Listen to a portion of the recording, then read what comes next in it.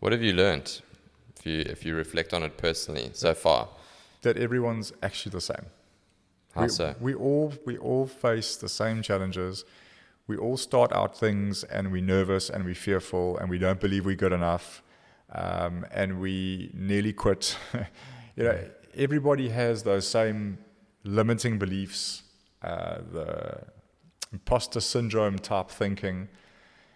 And when you hear somebody successful or someone who you see as successful tell you that that's how they used to think, it resonates with you. Like you go, wow, I'm the same as you.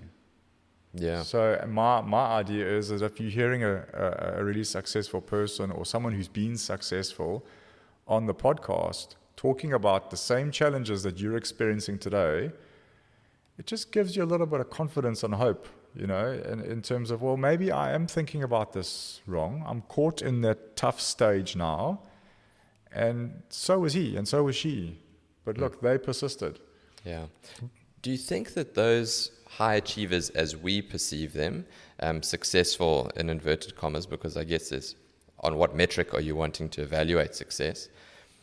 Do you think that feeling ever goes away, that feeling of not being good enough or imposter syndrome of self-doubt? Because I've noticed that irrespective of how successful they've been in their respective endeavors, it doesn't seem obvious to me that feeling ever goes away. No. And when I was part of the Entrepreneurs Organization, I was sitting we had a forum of 8 of us on a monthly basis, and my business was the smallest in that room, and I would listen to my colleagues in that environment talking about how lucky they were that they grew their business. And I used to sit there going, no, you're not lucky. You've worked your backside off for years, and it's now paying off, but don't forget. And I used to listen to the talk and go, we all think the same, actually. Yeah. We all think the same. And again, I had a conversation with a Remax colleague from Cape Town this morning, and she's part of the most successful office in slap bang in the middle of Cape Town. And her language was the same to me this morning. There's always this fear, and I guess that's what drives us.